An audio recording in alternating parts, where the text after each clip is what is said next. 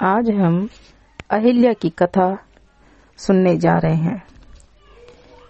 प्रातःकाल जब राम लक्ष्मण ऋषि विश्वामित्र के साथ मिथिलापुरी के वन में उपवन आदि देखने के लिए निकले तो उन्होंने एक उपवन में एक निर्जल स्थान देखा। राम बोले, भगवान, यह स्थान देखने में तो आश्रम जैसा दिखाई देता है, किंतु क्या कारण है कि यहाँ कोई ऋषि या मुनि दिखाई नहीं देते।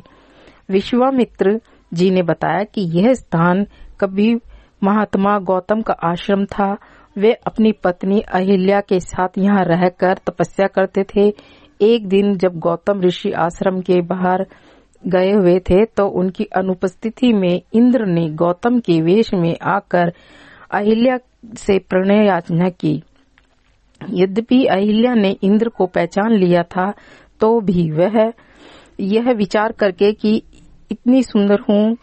मैं इतनी सुंदर हूँ कि देवराज इंद्र स्वयं मुझे से प्रणय याचना कर रहे हैं, अपनी स्वीकृति दे दी। जब इंद्र अपने लोक लौट रहे थे तभी अपने आश्रम वापस आते हुए गौतम ऋषि की दृष्टि इंद्र पर पड़ी, जो उन्हीं के वेश धारण किए हुए था।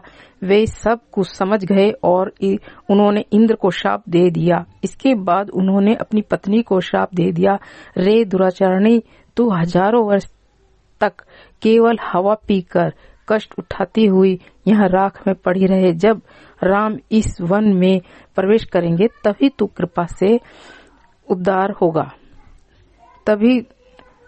तभी उनकी कृपा से तेरा उद्धार होगा, तभी तू अपने पूर्ण शरीर धारण करके मेरे पास आ सकेगी। यह कहकर गौतम ऋषि इस आश्रम को छोड़कर हिमालय पर जाकर तपस्या करने लगे। इसलिए हे राम, अब तुम इस आश्रम के अंदर जाकर अहिल्या का उद्धार करो। विश्वामित्र जी की बात सुनकर वे दोनों भाई आश्रम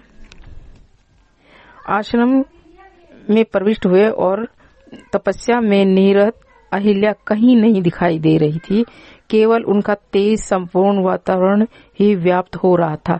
जब अहिल्या की दृष्टि राम पर पड़ी तो उन्होंने पवित्र स्थान पाकर एक फिर सुंदर नारी के रूप में दिखाई देने लगी। नारी रूप में अहिल्या को सम्मुख पाकर राम और लक्ष्मण ने श्रद्धा पूर्वक उनके चरण स्पर्श किए और उससे उचित आदर सत्कार ग्रहण कर वह मुनिराज के साथ पुनः मिथिलापुरी को लौट गए।